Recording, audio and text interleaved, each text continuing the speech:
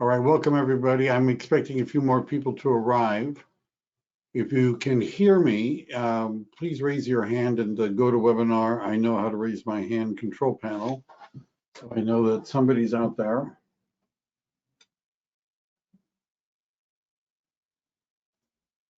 And more people are coming in.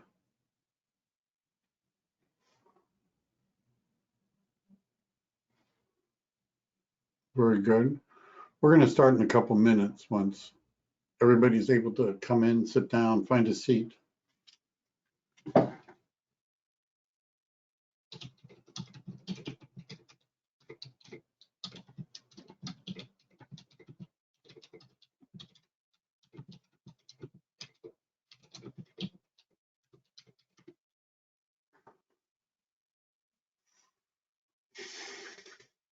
All right, if you guys can hear me, raise your hand in the GoToWebinar. I know how to raise my hand control panel just to see if, there we go.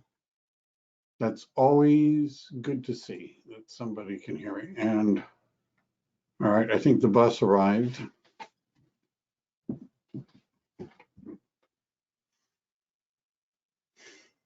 All right. Well, we are all here on time, so why don't we go ahead and get started. I want to welcome everybody. My name is Michael Devlin, as you might have guessed from the slide, with the Michael Devlin Group, and this is how to launch a successful real estate career. And what we're going to talk about is really three things. And there's a copy of of everything we're going over. There's a copy of that in the handouts for you. But we're going to be covering three things tonight. Number one is why real estate. And what I mean by that is if you're willing to take time off on a Monday evening to participate in, well, something like this, it's usually because you're looking for something new, something different, hopefully better in your business or professional life. And I'm assuming that's why you're here. And so one of the questions would be, well, why real estate, right? If you're looking for something new, something different, something better, why would you get into real estate? What do you have to do to be successful? How much money can you really make? How long is it going to take? We're going to cover that. Also, if you decide, why now, right? Is now a good time to get in? Is it, should I wait? We'll talk about that. Another topic we're going to cover is how to choose an office to affiliate with, because if you've decided you want to get into real estate, the next question is with whom. There are different kinds of real estate companies. They operate and are structured differently, and we'll look at some of those differences that you might also be interested in. And then finally, in how to get started, we're going to talk about what do you need to do to get a real estate license, what do you need to do to keep your real estate license, how long does this process take, and how much does all this cost, right? We're gonna cover all that. So let's start with why real estate and why now, right? And I'd like to begin the discussion with some definition of terms. They're the words broker and salesperson. Let's start with those. Those terms refer to two different kinds of real estate licenses. You could either have a broker's license or you can have a salesperson's license. Those are the two kinds. Now, from a practical matter, the real estate salesperson and the broker, it's not that different. In fact, if you've got a real estate broker's license, there's only two things that you can do that you can't do as a real estate salesperson. Only two things. One of them is you can be independent. Salespeople have to work for brokers. Brokers don't have to work for brokers. Brokers can be independent. The second thing that you could do with a broker's license, well, you could brag about it. You could tell everybody you've got the advanced license, the graduate license, the executive license, whatever you want to say. They probably won't understand what you are talking about, nor would they particularly care. So if you want to become a broker, you need 2 years full-time experience in real estate or 4 years part-time experience in real estate. Both of those within the last 5 years. Got to take courses, pass an exam. We're going to focus on how to become a real estate salesperson because, well, that's where you start. Then there's the word agent. The word agent really represents a relationship. where one person who's called the agent and represents another person called the principal in dealings with other people, which are called third parties. So there's an agent, there's a principal, and then there's a third party. If there is no third party, there is no agency. Now, the reason I bring that up is because I've been asked this many times. People that are either thinking of getting into real estate or are already in the real estate business will ask, if I decide to buy real estate for myself or my family, can I be my own agent, right? I've been asked that question many times, and legally and technically, the answer is no. You can't be your own agent because legally an agent represents somebody else. And if you're representing yourself, you're a principal in the transaction and you cannot be an agent in the transaction, right? Because you can't be both. Now, that, by the way, was an accurate, technically correct answer to the question, but I also know that that really wasn't the question they were asking me, right? That really wasn't the question. The question they were really asking me was this: if I get my real estate license and I become, in the real estate business, and I want to buy a house for myself, can I save money on the commission? That was really the question they were asking, and the answer is yes. Not because you're an agent in that transaction, you're not, you're a principal, but it's because you're a licensee. And when we see the word licensee, what we're referring to is somebody with a real estate license, which could either be a broker's license or it could be a salesperson's license. And because of that professional status, you're able to save money on the commission when you're buying and selling real estate, but you're not an agent in the transaction. And then there's the word realtor. And the word realtor is a copyrighted designation of the National Association of Realtors, which is a trade association, which is sort of like a union. Yeah, it's like a union. It's like the Teamsters Union, let's say. Now, for those of you that aren't familiar, the Teamsters Union is a union you might join if you wanted to be a truck driver. Now, the question is, if you want to be a truck driver, do you have to join the Teamsters Union? Is that like a law or something? And the answer is no. You don't have to join that union. What do you need to drive trucks commercially? Well, you need the right license, right? If you had the license, you can drive the truck, but you don't have to join the union. But you might choose to join the union. There's some jobs you won't get unless you're a member of the union. They've got training, they've got benefits programs, and they've got stuff that you might be interested in. So our union is called the Association of Realtors. And when you join it, you get the name Realtor. Do you have to join the Association of Realtors? The answer is no, right? What you need to sell real estate legally is the license. Are you going to join the Association of Realtors? Well, the answer is probably yes, if you're selling residential property 1 to 4 units, right? But if you're not, then you don't need to join the union. I'll talk more about that a little bit later, right? I'll talk more about that. What can you do if you have a real estate license? You probably already know that you could help people buy or sell residential properties and get paid a commission. I'll bet you already knew that. The same, however, is also true with commercial. So I've had people say to me, look, I don't want to sell houses. I don't want to work evenings and weekends. I don't want to go to people's houses. I don't want to do all that. I just want to work normal business hours with normal business people. Commercial real estate, that's what I want to do. How do I get that license? And the answer is there is no such thing as a commercial real estate license. There's just a real estate license. And if you have a real estate license, you can sell residential and you can sell commercial, same license. You also can do loans. Now, in order to do loans, you need to have your license endorsed as a mortgage loan originator, which means another course and another fee and another exam, right? Not as long, but it involves another one. And then you have an endorsement and you can do loans, but the starting point would be getting a real estate license. Property management. If there's property being managed, which means somebody's looking for tenants and negotiating the leases and collecting the payments and servicing the property and doing all that, if you don't own it or you don't live in it, you need to have a real estate license if you're paid to manage it. And we're not just talking about managing apartment buildings and things like that. A lot of times I have clients now that buy duplexes or fourplexes, and they don't necessarily want to be the one that runs the ad and has the people call and makes appointments to see the property, and they don't always show and run the credit, right? They don't want to do all that. They just want to get a check every month.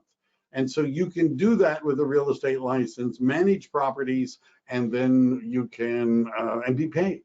And a business opportunity is where we're selling a business, but not necessarily the real property. Somebody right now, we're in the process of selling a Big O tire store, right? Big O tire. So the person that owns the store doesn't necessarily own the building and the land that the store is on. So somebody that is buying the Big O tire business is not buying real property. They're buying what's called a business opportunity. And you, with a real estate license, could sell that and also be paid a commission. Mostly we're going to talk about residential tonight, but I may talk a little bit about commercial because, I don't know, I feel like it. So the ways of getting a real estate license, right? You could either work for a broker or you could not work for a broker, but you need a broker. Now that, I don't know, it seems confusing, maybe not, but this is what I mean. People sometimes say to me, I don't really know what I want to do, right? I've been told I ought to be in real estate. I've always been interested in real estate. I think I'd like to be in real estate, but I don't know who I'm going to work for. And I don't know if I just don't know any of that. Do I have to figure all that out before I get my real estate license? And the answer is no. You can go get a real estate license without knowing what your plans are going to be in the future, who you're going to work for, or all that. And you could get that license issued even though you do not have a broker. They call that kind of a license, however, a non-working license, right? That's what it's called, a non-working license. Now, excuse me, a non-working real estate license, well, that's a lot like a non-working car, right? You could have it in your garage and you could show it to your friends when they come over and they could even sit in it. But if they want to go for a ride, you're going to have to say, well, no, you see, it's not a working car. So you can get a real estate license and you can renew it every 4 years and you can keep it forever without ever having a broker.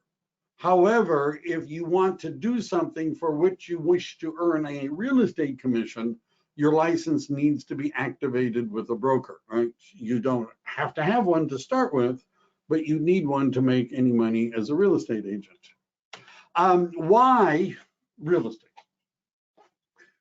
One of the biggest reasons that I've heard and that people that are in the business will tell you is to what do they like about being in real estate is the freedom and independence. It was a really long time ago, I have to admit, but I used to work for a company. I thought that they were kind of crazy, right? It was a weird company. And what was so strange about this company is they actually told us what time we had to be at work each day. It was like they had some sort of a rule, right? That everybody had to show up by a particular time. They would let us know when we could go to lunch. They would let us know when lunch was over. And at the end of the day, they would let us know when we could go home. I believe that arrangement is called a job, right? I think that's what that's called. I think it's called a job, the J-O-B, right? The journey of the broke. Well, being in real estate is not like having a job. People aren't going to tell you what time you need to start or when you can go to lunch or how long your break is supposed to be, right? There are no time clocks for real estate agents to punch. In other words, we're not going to call you, at 10 o'clock in the morning and say, hey, where are you, right? You understand? It's not that kind of a deal. In fact, being in real estate is much more like having your own business than it is having a job. In the relationship that we have with the people we're associated with, is more like a business consultant or a business advisor to a business owner than it is an employer-employee relationship. In fact, the people that are most successful in real estate are people that have always wanted to have their own business. And by the way, it wouldn't hurt if you had some business acumen, right, and understood how business worked and all of that. Freedom and independence. Now, you know what maybe the biggest disadvantage is to being in real estate? The biggest disadvantage? And the answer is freedom and independence. For many people, this is the biggest disadvantage. I don't know if I heard the story about a guy who went to work at a big tech company. It was his first day. And at the lunchtime, he met this guy that had apparently been there forever, it seemed like. And the guy was, the old timer was telling him what was going on with the company and where they'd been and where they were going and what was good and what was bad. And so the new guy finally asked the old timer, wow, that's, thanks for sharing all that. How long have you worked for this company? And the old timer said, ever since they threatened to fire me. Right, that's when I started working for the company. Have you ever met anyone like that, where they work just enough so they don't get fired, right? And then the company pays them just enough so they don't quit, right? And they work out this sort of a sick relationship. Well, being in real estate, I'm going to say it plainly. Real estate is a non-salary, commission only profession, right? Non-salaried, commission only. It can be a very high paying, hard job. And it can also be a very low paying, easy one. You see, freedom is not a gift that's always wisely used. So one of the things you have to have if you want to be successful in real estate is some self-discipline, some motivation, some willingness to put in the effort without anybody having to tell you to. What's another reason that people are attracted to real estate? Some people want to make more money, right? Well, how much money can you make selling real estate? That depends on a lot of things. It depends on how long you've been doing it and how good of a talker you are and how many people you know and lots of different things. But let me give you an example. Let's say you were to sell an $800,000 property. Now, I'm in the Silicon Valley area, and that's let's just say way below the median price of a single family home, but let's just go with that, $800,000. The median price of a house in the state of California is a little under that. Obviously, it varies by county and zip code. So let's say you sold an $800,000 property. There are two sides to the real estate transaction. There's the seller and then there's the buyer. Now, the gross commission, let's just say you represented one side. Like, let's say you had a buyer that was interested in buying a $800,000 property and they bought it and it closed. Your commission gross would be about $20,000, right? A typical average commission on the sale of an $800,000 property for one side, one agent, would be about $20,000. So how much money can you make in real estate? The answer is, how often can you do one of those two things? And the two things are find somebody who wants to sell a house or find somebody who wants to buy one. So let's say in 1 year, you're able to find 6 people who wanted to sell and 6 people who wanted to buy, and they all bought and sold, and they were all $800,000 properties, $20,000 in gross commission income. You would have done 12 transactions, one a month, and your gross income would be $240,000, 240. So a starting point would be to ask the question, could you live on that? Right? Could you live on that? Right? I know you might have to cut back a little, but now you can see where this would go if you were to do 2 transactions a month or 3 transactions a month. You get an idea. $240,000 is what you could gross from doing 1 transaction a month, which means 6 buyers and 6 sellers. Now, sometimes people are, well, if I made that much money, I wouldn't even know what to do with it. one of the things you might do with the money is invest in real estate. So one of the things that attracts people to the real estate as a career is investment opportunities. I don't know if you ever heard this old saying, buy land, they're not making any more of it. So if you were going to invest in real estate, if you think that real estate is a good investment, being in real estate, excuse me, being in real estate would be a good place to be. Because if you're in the real estate business, you see properties when they first come on the market, you know more about what's going on in the different areas, you understand real estate financing a little bit better, investment opportunities, right? So there's an old saying in real estate, sometimes the agents live on their commissions, but they would retire on their investments. And finally, we have security. So an example, I had a friend who went to San Jose State, studied mechanical engineering, graduated, got a job with Hitachi in their hard drive division, and 28 and a half years later, they laid him off. And they told him it wasn't anything personal, nothing personal, right? And he knew it really wasn't personal because they shut down the department, closed the division, they moved the whole plant to another country.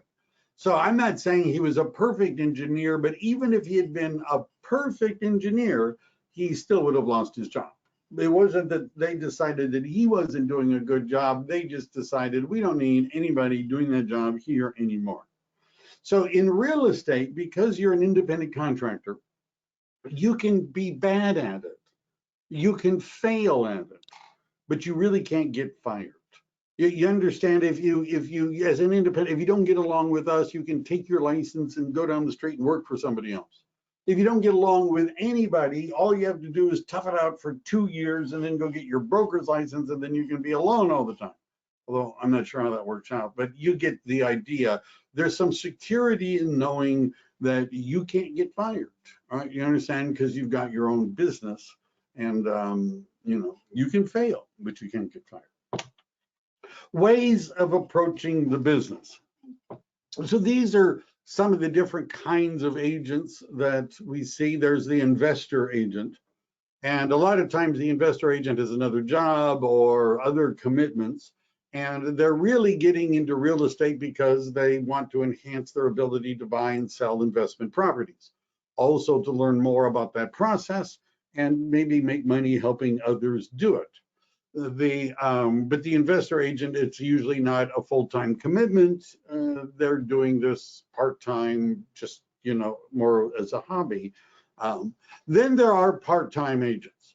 Now, part-time agents, in the sense, are similar to the investor agent in that they're part-time, but they're not doing it necessarily to invest.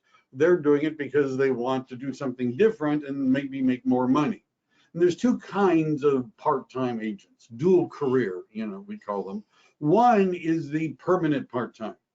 And the permanent part-time is somebody who does not want to leave their current job, right? They get medical benefits, or for that matter, this is where they meet everybody that they help buy, sell, or invest in real estate. This is where they meet everybody.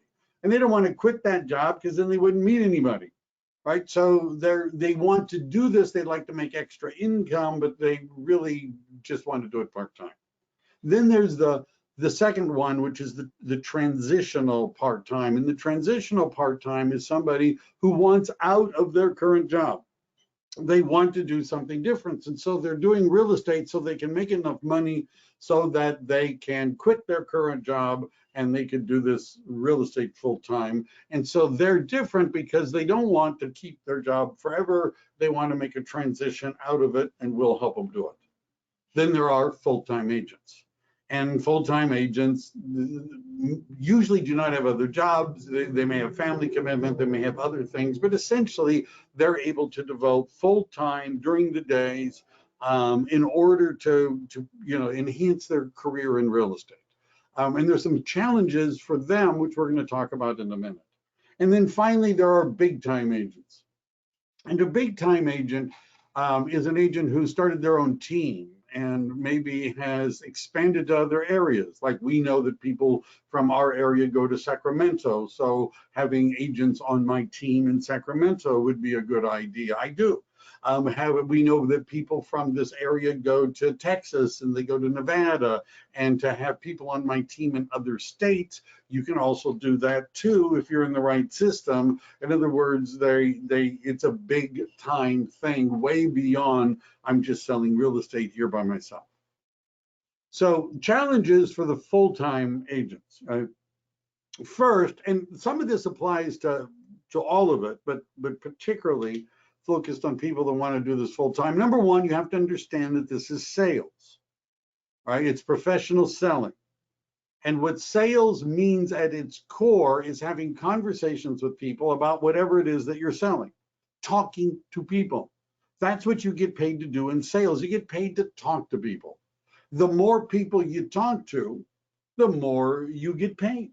If you only talk to some people about real estate, then you would only be paid some. But if you talk to a lot of people about real estate, then you're going to get paid a lot. You understand? It's a function of how many people you talk to. Well, who do you talk to? Well, you start by talking to the people you know. Why? Because you know them. And somebody that you know or somebody that they know may be interested in buying, selling, or investing in real estate in the near future, and you would like to hear about that and talk to them too. Then and by the way, the National Association of the Union surveys buyers and sellers every year. And what they find is that about 40% of real estate transactions, when they go back to how did you meet your agent, were a referral from a family, friend, or coworker, 40%, right? I'm just saying. So you start by talking to the people you know because you know them, but then you're going to probably have to talk to people you don't know. And that's because you might not know enough people to make a career just out of talking to them. So we're going to talk about that process as to who you would talk to and what you would say. Right? You might need, if you're doing this full time, 6 months before you're earning enough money to replace an income. Now, that's not a requirement that it takes 6 months. I hired somebody last June who did an open house her first week and then met somebody at the open house, and I helped her with the client and writing the offer, and they ended up buying that house, and she was paid in July within 30 days of starting at the office. That's not typical, right? You need to understand that a typical real estate transaction takes at least 30 days to close. So you would need to meet somebody before that, right? You get the idea. The pipeline could be such that it could take 6 months from people that you're meeting today before they're actually buying, selling, or investing in real estate. If you're doing residential real estate, you're going to need to work evenings and weekends. You got to make hay when the sun shines. That's, by the way, why you can do it part-time, because you got a job during the day too, presumably, and you're free when your clients are free. Now, by the way, in commercial real estate, one of the attractions to that is you generally do not work evenings and weekends, right? It's during business hours. That's commercial real estate. But there are other parts of that that make it, they're a little different. I'll talk about later, but just saying residential means weekends and evenings. You have to be a self-starter. Again, nobody's watching over you. You need to have your own motivation. I haven't learned how to teach. I don't know how to teach motivation. I don't know. And I've already mentioned this is a non-salaried profession. It's commission only. By the way, our average commission is over $20,000. Just saying, right? But it's a commission only. And you may need startup capital. I'm going to go through the numbers later, but it's going to cost a couple of grand just to get into the real estate business. So what do you need to succeed? Well, it would be nice to have a goal, right? And if you have a goal, then you could have a plan, and if you had a plan, then you could schedule what you're going to do and when you're going to do it. I'll give you an example. If you like the 12 transactions at $20,000 commission each, or $240,000 total, if you like that as an idea, Well, then let's back up from that.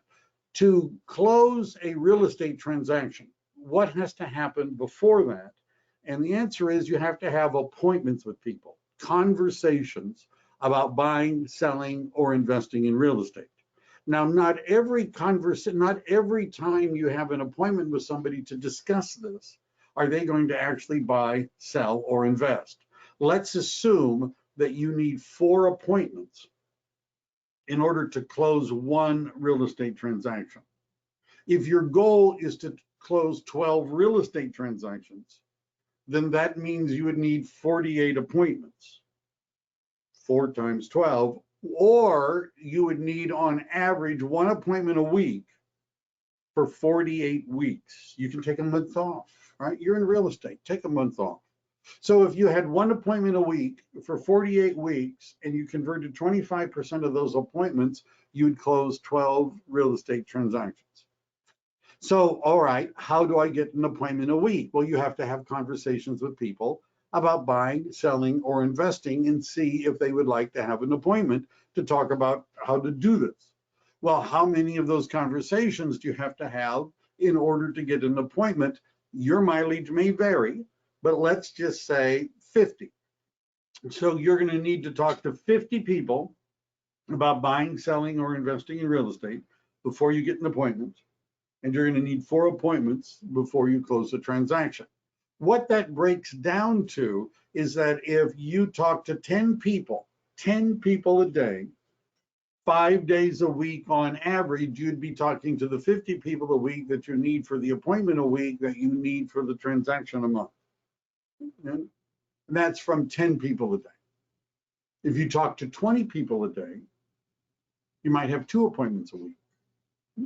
And by the way, your conversion rate will go up.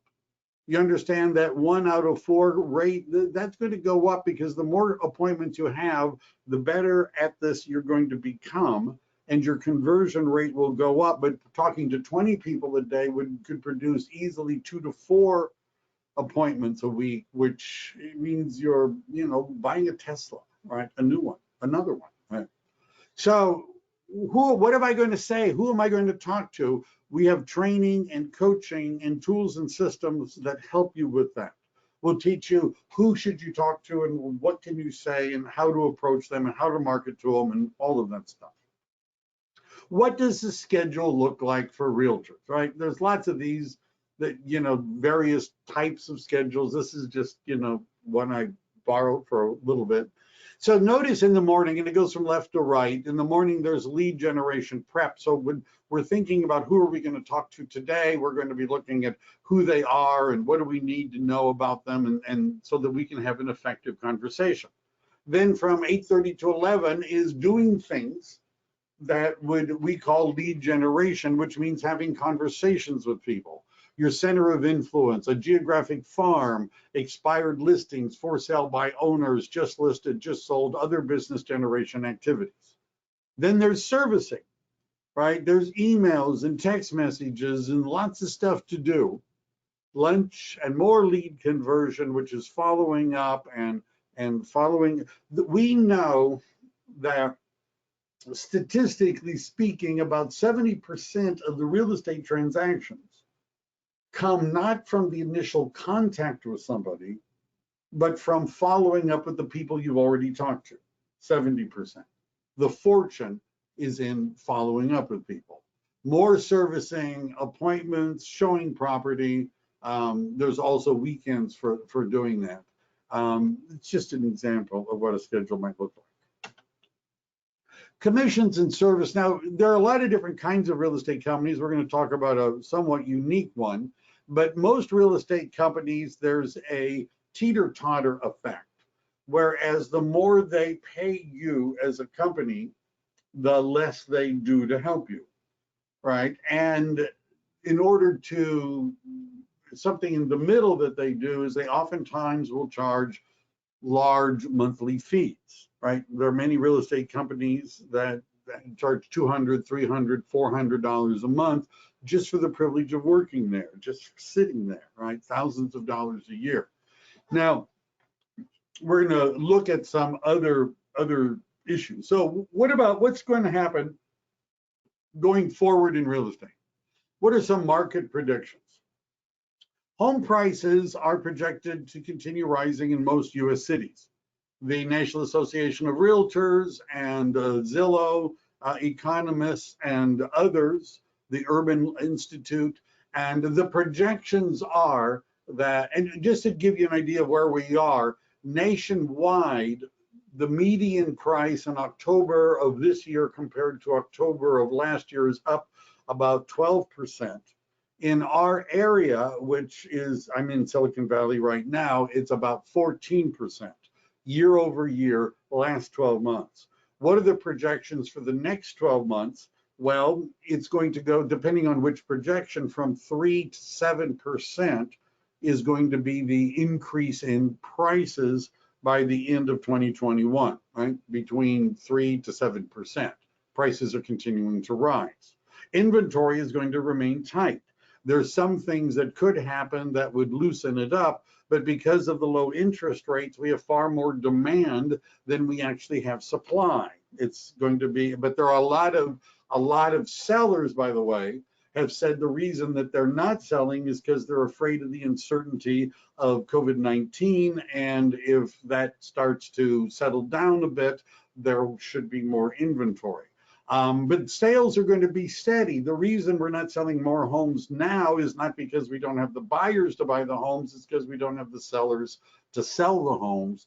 And mortgage rates are going to shoot up to about 3%. Right now they're a little bit under 3%, 2.8 is sort of a joke, but 2.8 something. But we can expect interest rates, unless there's a lot of inflation or something, but interest rates are projected to remain around 3% for the next year. So let's talk about choosing an office. All right, that's just, why not? I'm affiliated with a company called eXp Realty, and we've also been experiencing an explosive growth. We've been around for a while, as you can see, since 2014. We're now up to, we haven't released our October numbers. It's been shooting up, but have added a few thousand agents in October. We've been called the Amazon of real estate. It's for some of you, if you're older, you might remember there was a company called Blockbuster. And you may or may not know this, but there was a time when Netflix was struggling, and they approached Blockbuster to buy them out for like a couple of million. It wasn't a lot of money. And Blockbuster turned them down, saying they knew video, they knew movies. Don't tell us what to do. Anyhow, we all know how that turned out, right? There aren't any Blockbusters anymore.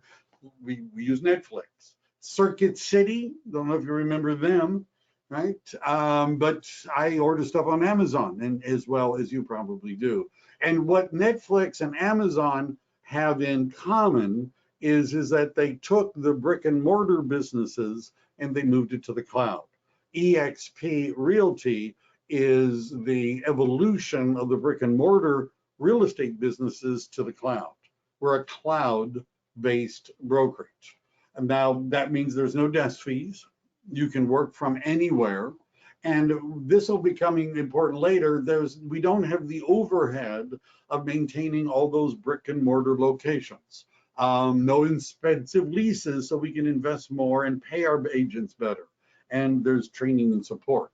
So speaking of training, we have about 50 hours of live classes every week in the cloud, covering everything you would need to know to be successful in real estate, from sales and listings, the lead generation, social media. A CRM means a customer relationship management tool, and they're recorded, right? So you could watch them if you needed to later. You get real-time support. I had a technology issue today. I went into the cloud. They popped a link in the chat. They fixed what was on my computer. Real-time support, the administration, the marketing, and all the administrative people, accounting, and all of that is all in a cloud environment, which is available, for most of the day, right? Transaction specialists. And we're an international company.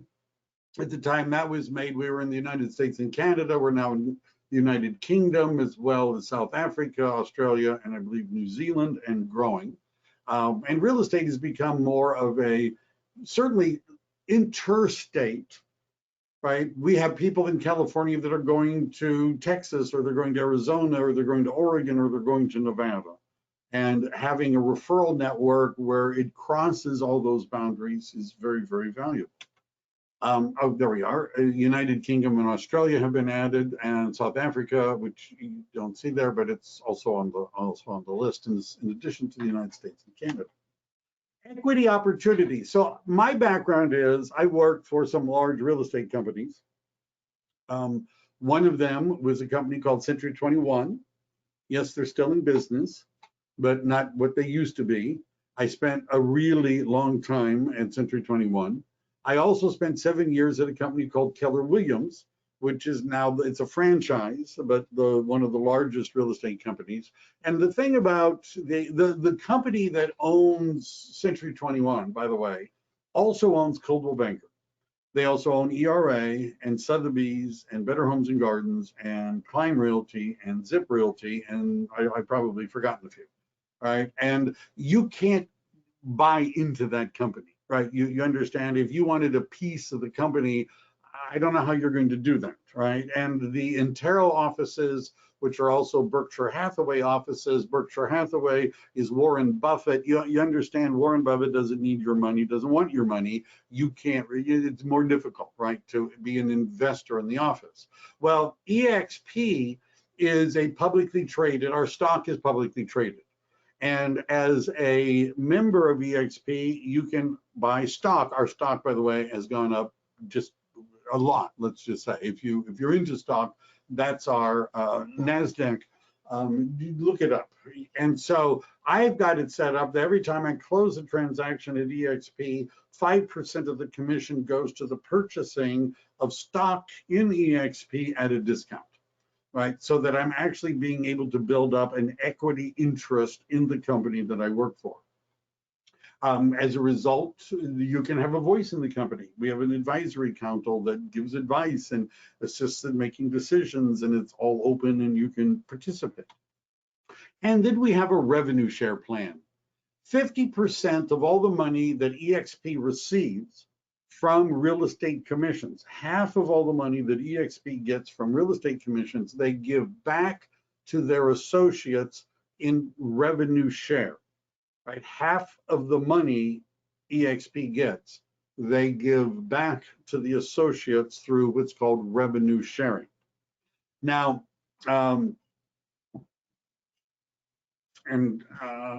just going to leave it with that, right, for now. So I'll explain a little bit more how that works once we get to a commission example. So we have a virtual world. It's called EXP World, and you can access it from a cell phone, from a computer, a laptop, a tablet, and it's a community. And we had a big conference going on today.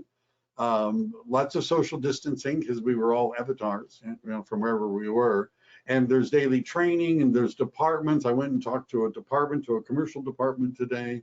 All of that is done in the cloud. And marketing, we're a large company. I'll just say it now, we're the 5th largest real estate company in the United States. We're the 5th largest by the number of agents. We're not the biggest, right? But we're big and growing. And by the way, we're the #1 independent in the United States. We're the largest independent real estate company in the United States. And as such, we have all the stuff, all the toys, all the tools, all the systems that you'll need, including all the marketing materials, all of that sort of stuff. Some quotes, right? The Amazon of real estate is what Real Trends called us. We've been called the disruptor of the real estate business, the Amazon model of zero physical infrastructure, real estate, you're next. And what that allows us to do is to pay our agents better. So let's look at an example. Right? So most real estate companies have a baseline commission split. At Keller Williams, I'll just use that as an example, it was 70-30. Now, on your first three transactions, and this is true just about wherever you go, but on your first three transactions, you're in a mentoring program, and so there's an investment during that program. But then after that, there's a baseline commission plan. At KW, it was 70-30. At EXP, it's 80-20. Let me give you an example. And then also notice it says there's a $16,000 cap. I'll explain that too. Remember the $800,000 property. The amount of commission that would be paid on one side was $20,000. If it was an 80-20 split, it means you would get $16,000 from that transaction and EXP would get $4,000. But notice there's a $16,000 cap. I also will point out that I have what's called a production team. And if you become part of my production team, that cap is cut from $16,000 to only $8,000. This is how the cap would work. $800,000 sale equals $20,000 in gross commission equals $4,000 to EXP.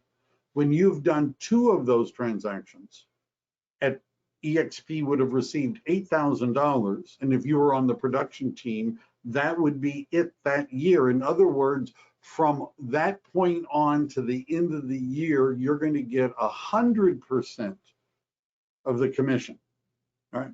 Now there's a $250 transaction fee, but you go to 100%. So it's 80-20, but it could go to 100% for as low as $8,000. Right? If you're not on a team, it's $16,000, which you understand in our market where I'm at, that's maybe 2 or 3 transactions, and you get 100% after that. The monthly fee to be part of EXP, the investment in training and all of the cloud services and all of that sort of stuff is $85 a month. I'll talk about later about that when we look at what are the monthly expenses, but that's at KW was over $200 a month. At some offices, it's over $300 a month. At some offices, it's over $400 a month. Why do they charge such high monthly fees? Because they have brick and mortar buildings that they have to take care of, and they have to do that. So because we are a cloud-based brokerage, we actually can provide more technology, more service to our agents, pay them more, get them to 100% faster, and still make a profit because we don't have the overhead that's bogging down most of the other companies. Production matters. We're the number 5 office in the United States by agent count as of the end of last year. Number 7 in sales volume. By the way, these numbers have gone up a lot. I haven't updated. There were some new numbers released today for the first 3 quarters. Our volume has jumped and everything has gone up substantially. We're the number 2 in sales volume, the number 1 ranked independent in the United States. We're a big and fast growing company. How to get started? What do you need to do to get your real estate license? Well, you have to do 3 things to get a real estate license. Number 1, you have to complete 3 college level courses in real estate. You don't have to go to college, right? They're all included in our package. And then 2, you have to pass a test given by the California Department of Real Estate. And then 3, you can apply to get a real estate license. 3 college courses, pass a state exam, then you can get a license. Now, before you can apply to take the state exam, you have to have these 3 college level courses. One of them has to be real estate principles. One of them has to be real estate practice. And the third one is an elective, which can come from, well, anything on this list. And you'll notice on this list, I'll pull up, is accounting, economics, and business law.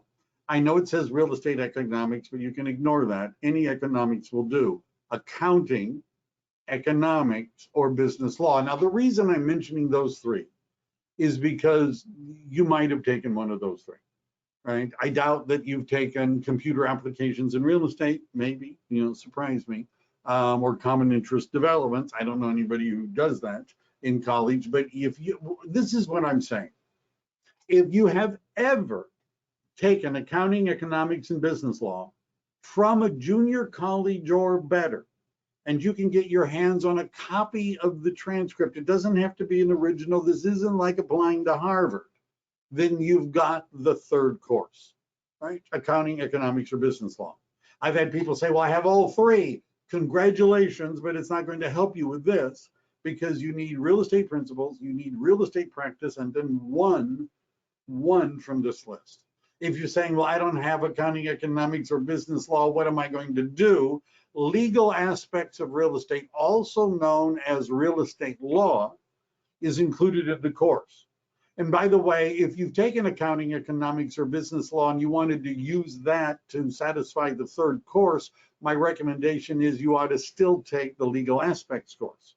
And the reason is that on the state licensing exam, they are not going to ask you questions about accounting, economics, or business law, but they will ask you a lot of questions about real estate law, and it's included whether you want it or not. Where are your options? Well, there's college and variations of that. I use an online program, right? So the 3 college level courses are done through an online course, an online program. This is how an online college level course works. You enroll in the program.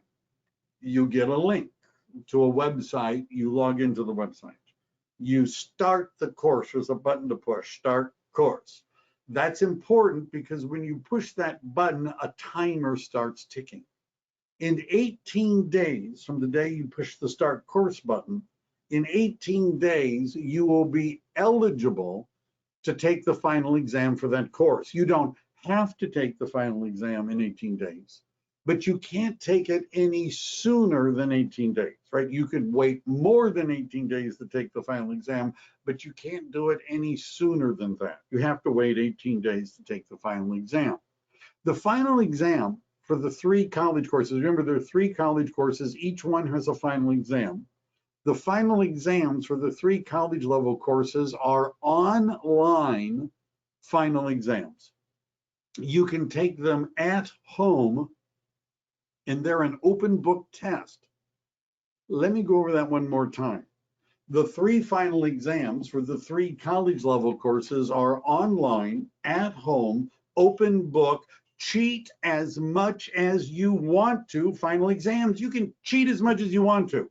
They give you 3 hours to get 75 out of 100 questions correct. Did I mention that this is an open book test?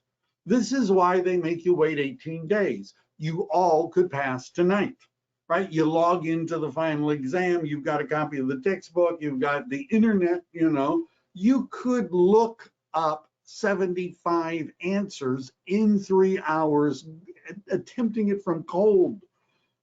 And that, of course, would make the whole thing look like a waste of time. And it's supposed to be a 45-hour course, so the Department of Real Estate makes you wait 18 days before you can take the online open book, cheat as much as you want to, final exam.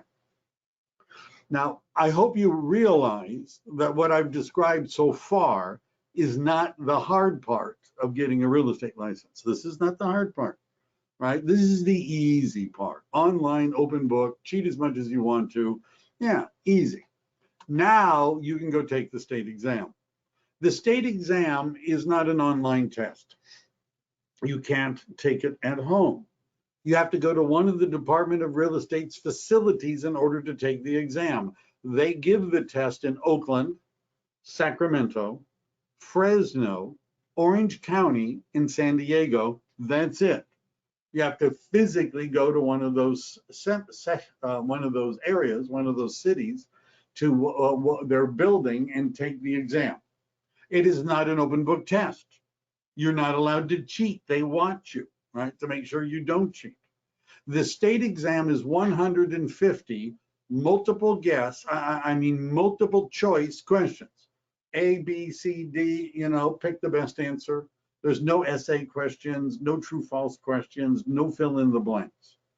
Out of those 150 questions, you have to get 70% of them correct in order to pass the exam, 70%. Does that sound like a high score to require? 70%.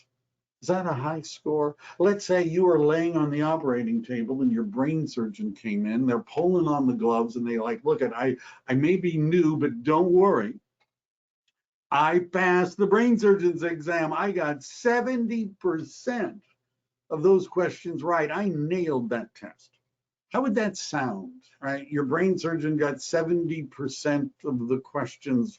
What that means is that your brain surgeon missed more than 1 out of every 4 questions they were asked about the subject of brain surgery, right? You understand that doesn't sound very good, does it? Because the 30% they didn't know, maybe that's what they're doing to me. Now, my point is kind of obvious. You don't need to be a brain surgeon to get a real estate license. You don't need to be a brain surgeon to get a real estate license. All you need to do is get 70% of the questions right on the state exam and you're in. Having said that, every time the state gives this test, they fail more than half the people in the room, many of whom they have failed before. You can take this test an unlimited number of times. I have met too many people that have taken the test more than 10 times. They decided they might need a course. So who'd have thought, right? So of these people that are failing, and by the way, first time takers of the state exam are failing above 65%, right? Almost 70% of the people that take the exam in the first try fail it, but you can take it again and again and again and again.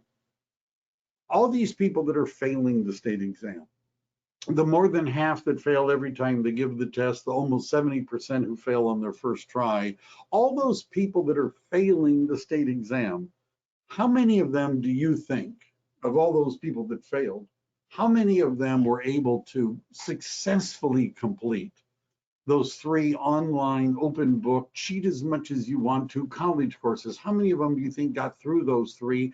And the answer is they all did, because they won't let you even take the state exam unless you've done the 3 college courses.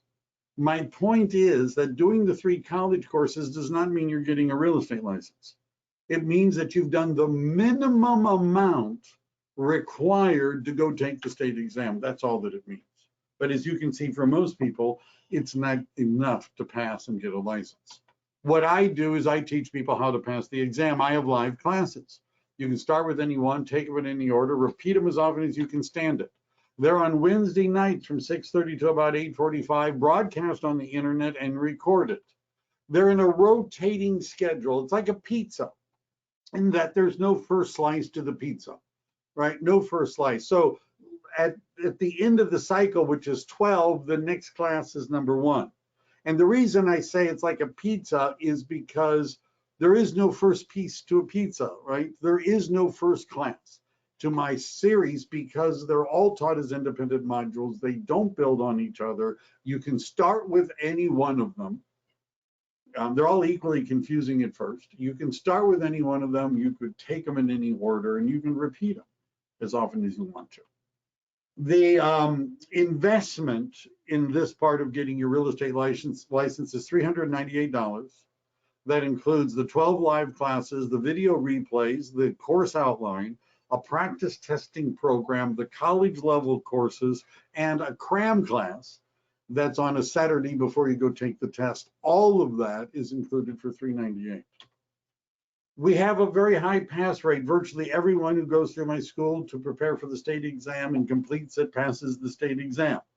I encourage you to come and sit through a class as a guest at no cost or obligation so you can, see if you like it or not. After you've graduated, we have a placement program. It doesn't matter where you're located. We're there. We can hook you up and get you started. And I have a 100% tuition rebate program. The $398 to go through the course, you'll get back on your first closing if you're on my team. I'll give it back to you.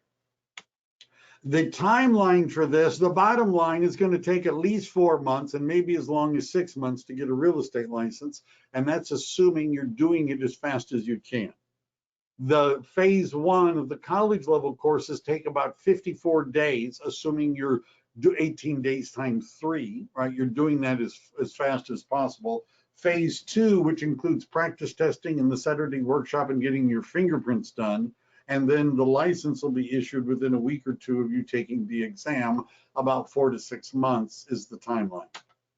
We have an apprentice program for people that are enrolled in the school where we have training every week about how to be successful in real estate and what do you need to do and what's going on. And we're having this big convention. One of the guys from Shark Tank was there today. And you get to participate in all that and even post things on social media so that when you get licensed, you're already up and running. You already know what you're doing. You're further ahead. What does it cost to start a real estate career?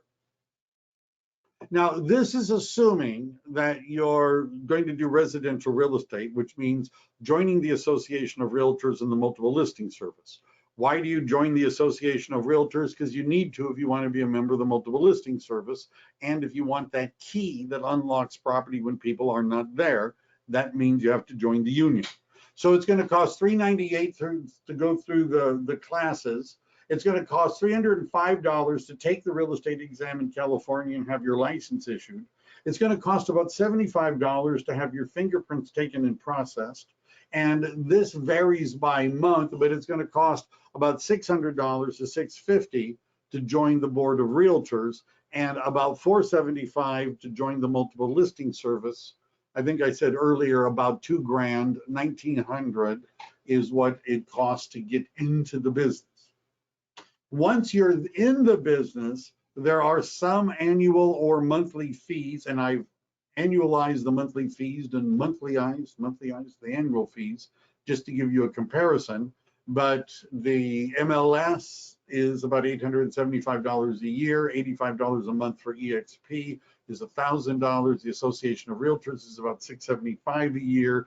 So you're looking at about $2,000 to get into the business, and a couple of $100 a month, $2,500 every year as sort of minimum. I'm in real estate. Did I mention that our average commission is over $20,000? I don't know if I mentioned that, but I'm just saying. Now, like any kind of a business, it will require any business some investment to get started.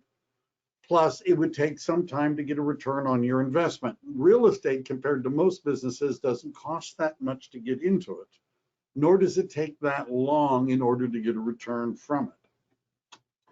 Your license is good for 4 years. Every 4 years, you take 45 hours of continuing education to renew it. You want to reach out to us, talk to us more. There we go, right? Contact information. And check out my Yelp reviews. I have really good Yelp reviews. This is a screenshot from a little while ago. I stopped advertising on Yelp, so they filtered a couple of 100 5-star reviews off of my site just to, I don't know, teach me for not advertising. This was a screenshot. At that point in time, I had 123 reviews, and you can see I'm being transparent. The good and the bad and the ugly. It is true. I have received 1 4-star review so far. I've gotten one. Yeah, I've gotten over it. I've stopped looking for the guy.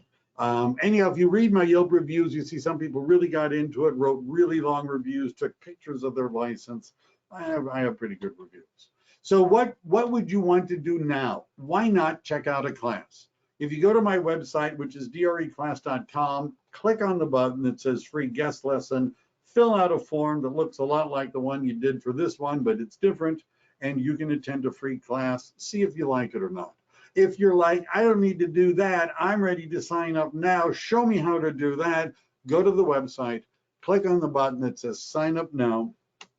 Again, that button, which is the $398, which is the whole course, fill out a form that looks different than the one you filled out for tonight, and you're in. And that, I happen to know, is the last slide of the group. Are there any questions anyone has that don't everybody blurt them out at once? Or if you have a question, you could put it into the chat box, or if you would like, I could unmute you. So if you would like to ask it, do you want to speak, Melanie, or do you want to just type it in?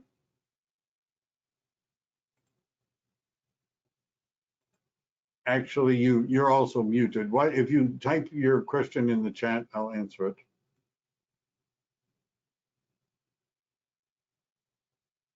And no.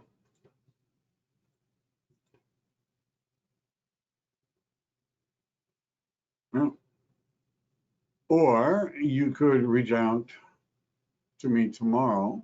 Here we go. How long average does it take for someone to get through the course? If you're motivated to do it, 54 days is the minimum amount of time to take the 3 online open book final exams. And they're not difficult to pass, let me just say. So if you take the final exam as soon as you're eligible, there are quizzes you have to take the final exam. The final exam looks a lot like the quizzes, right? The people that are doing the college courses are not trying to fail you, right? You have to understand this is more of a diploma mill. So that takes 54 days, right? So if you're wanting to get licensed as fast as possible in 54 days, you should have taken the 3 final exams. Then you can apply to take the state exam. In a normal time, it takes the Department of Real Estate about a month or about 2 months, excuse me, in order to give you a test date, right? So in addition to the 54 days, the almost 8 weeks to get through the college courses, it's going to take another 2 months or another 8 weeks in order to get a test date from the state of California. So that would be 4 months. If they're slow because they're still behind because of the pandemic and whatever, it could take a little bit longer to get a test date, but you can do this part within 54 days.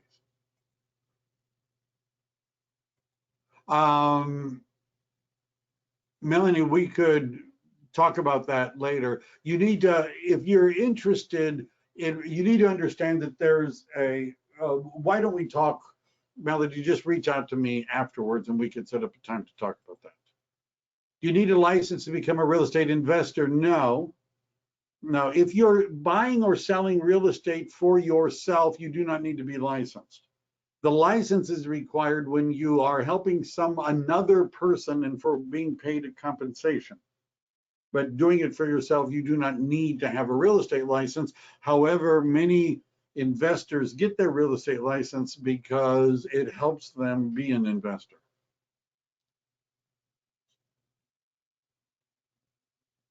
And we even have investment classes for our agents.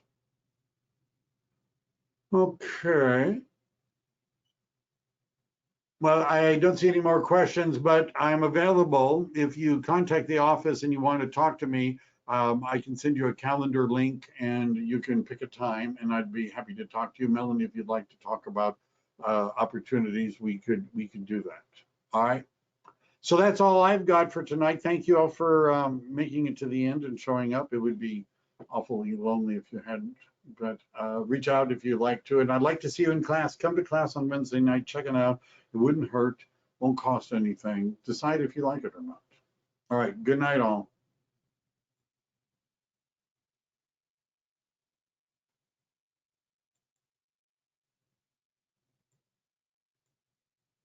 Just a second.